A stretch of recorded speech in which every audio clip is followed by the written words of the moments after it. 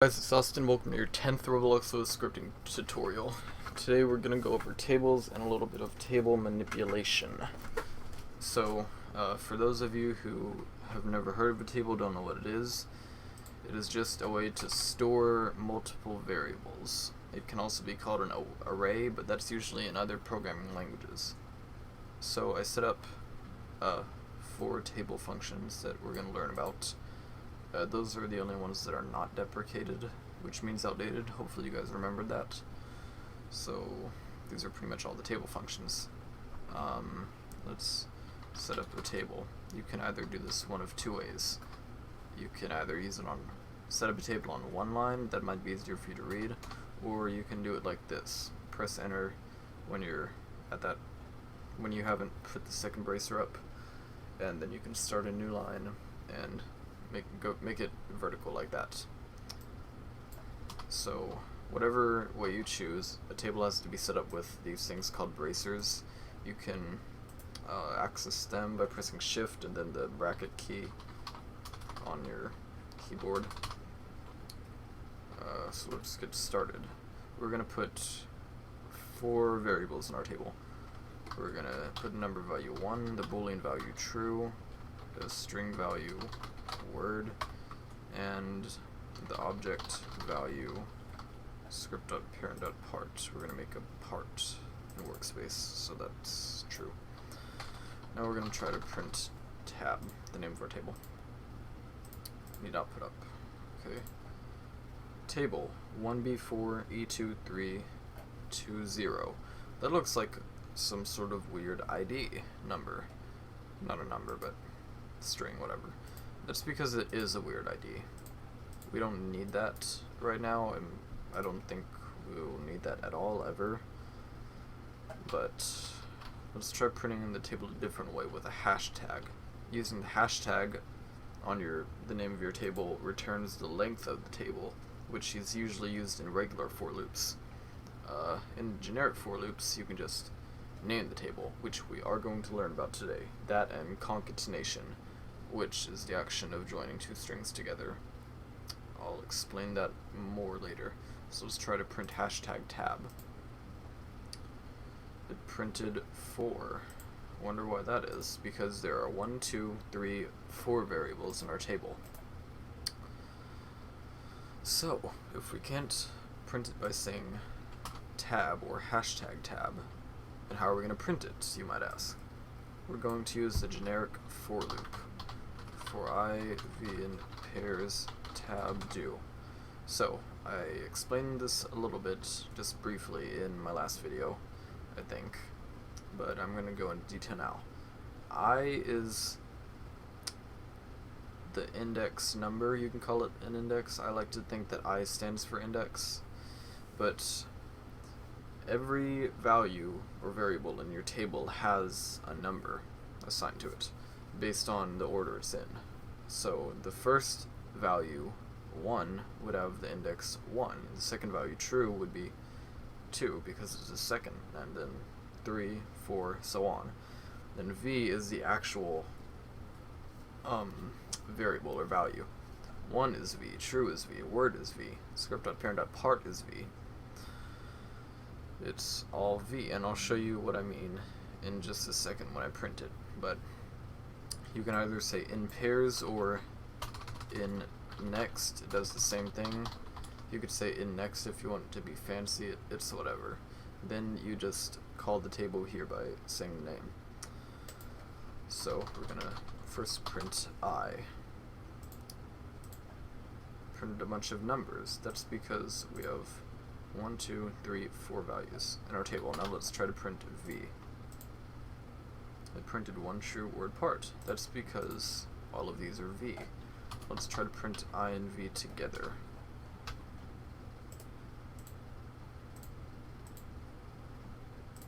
It printed 1, 1, 2 true, 3 word, 4 part.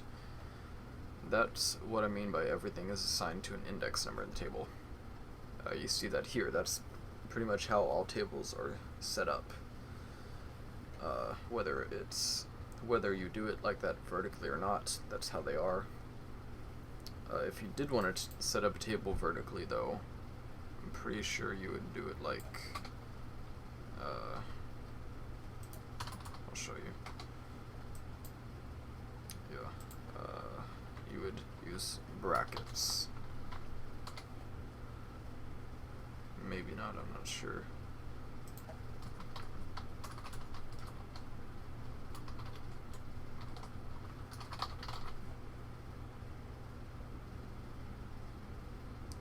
Yeah, no.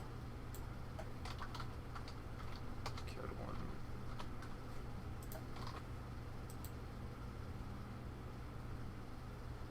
Yeah, no, that's not right either.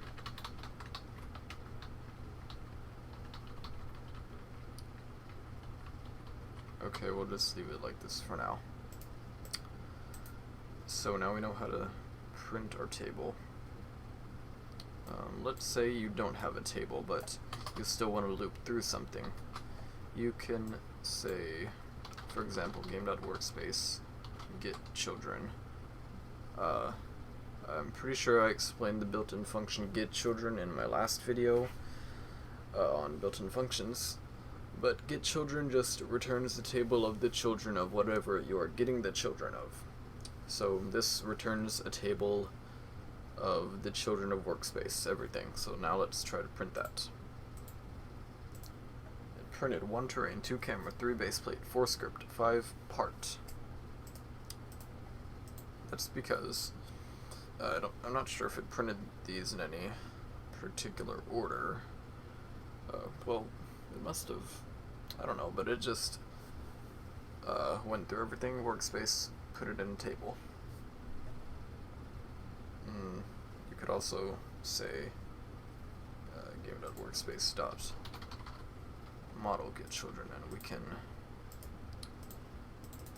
let's do this. So two of these to a model. Let's name them random things.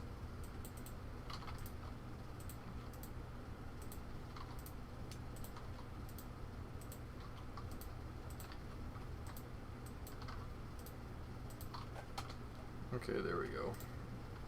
Now, let's try to print. Yeah, so, as you can see, with our messy little output there, we can loop through anything, as long as we can access it, which we can. So let's get our table back. Now we're going to look at table functions. We'll start with table.insert. So, if you're like me, when I first looked at table.insert, I sort of thought that it was inserting a new table, but that is not the case. It inserts a value into a table, which can be useful. Say you wanted to have a table of all the players in the game to manipulate them however you wanted.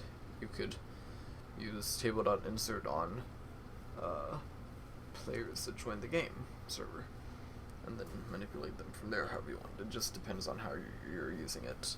So let's try to insert a value in our table. The table.insert has 3 parameters. The first is the name of the table you're inserting something into, the second is the place you're inserting it into, and the third is what you're inserting. So we're inserting this into the table tab at the 5th index spot, which is to say the last, and then we're inserting the string cat. Copy that. Okay, forgot to leave that up to print. Part is not valid. Okay, that was wrong. Okay, now let's try that. Yeah, I left that model up, so there was no children of child of workspace called part. 1 1 2 true 3 word 4 part 5 cat. We inserted cat here at the 5th spot, so that's why it has cat there. I guess that explains table.insert. Now let's look at table.remove. Okay, no, I keep forgetting to leave that generic for loop up to print. This only has 1 parameter, I believe, which is whatever you're removing, the index of whatever you're removing. So let's remove the fourth value in our table.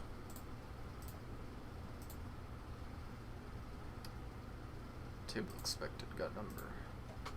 Okay, that was stupid of me. Tab 4, this says 2 parameters. The name of your table that you're removing something from, that was a little stupid of me, because how else is the built-in function, the function, going to know where to remove it from? 1, 1, 2, true, 3, word. This is not in there. Script.parent.part is not in there because we removed it. That's how you use table.remove. Now table.sort.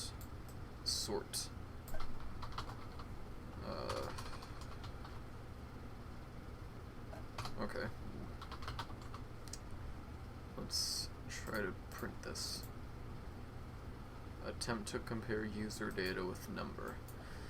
We can only sort a table if they're either all strings or all numbers. It might be all numbers, I'm not sure.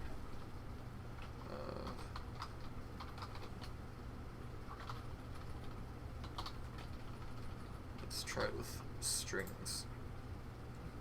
Okay, yeah. It sorted that in alphabetical order. So now let's try 9, 5, 7, 3, 8. Now let's try to sort that. 1, 3, 2, 5, 3, 7, 4, 8, 5, 9. 3, 5, 7, 8, 9. That sorted everything in the table in numerical order because they're all numbers.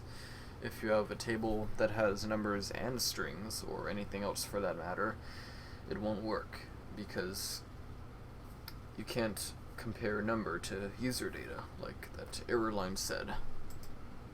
So that's how you sort something with a table. And table.concat. Concat is short for concatenation, which I explained very briefly in my last video, I believe. Let's try to print it now. It will not work because... Okay, now let's try it. And that will not work because that will work.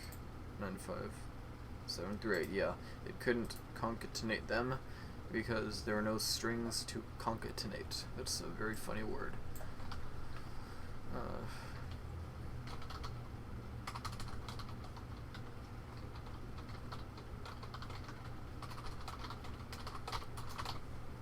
I like cats. Let's try to concatenate that. I like cats.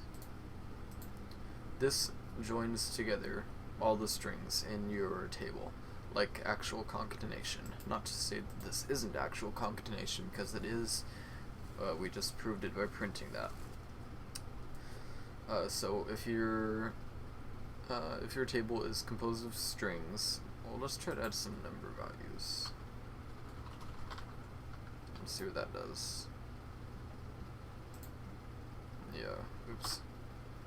Okay, now let's see what that does. Yeah, it'll just put the numbers first because they're first, and then it'll concatenate these.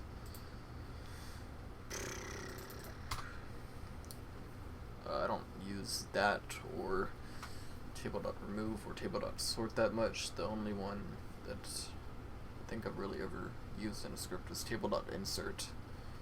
I don't find the table functions particularly useful for me, but they're still good to know. So sorry if those explanations were brief, and if you need help understanding those, just post in the comments. So let's look at concatenation now. Outside of tables, it is. So say I'll just do this first. Concat1 equals hello, concat2 equals world. Print concat1 concat2. See what it does. hello world. It printed hello world for us. So, say you're trying to print two things. You can say, you can put a value right here, like script.parent.part. Let's try that. Yeah, I didn't think so because that's a string. That's not a string, I mean. You can't do that with objects, but you can do that with values, I think, like number values. It's really the only time I've ever done that. Say you wanted a GUI, a guided user interface, that showed the number of players in the game. You would put a script inside the text label of that GUI that said script.parent.text equals number of players in the game.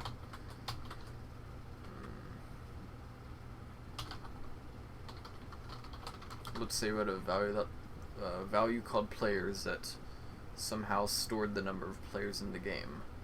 Say game.players.getChildren, and you would get the length of that table, and you would store that in some value called players. You could do something like this.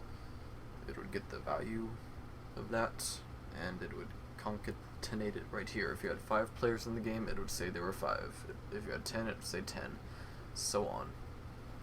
That's pretty much how concatenation works. It joins 2 strings together, 2 or more. You could use several in the same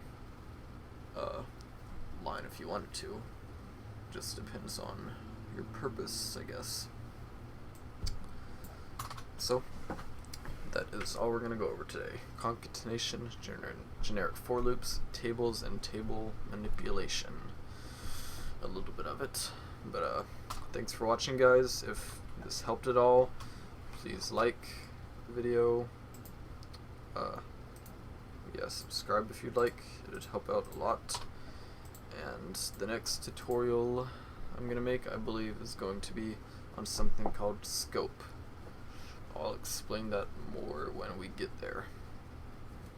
I might upload that today when I have time. I don't know, I'll see. But if you're confused about anything, please post in comments, message me. Thanks for watching. See you next time.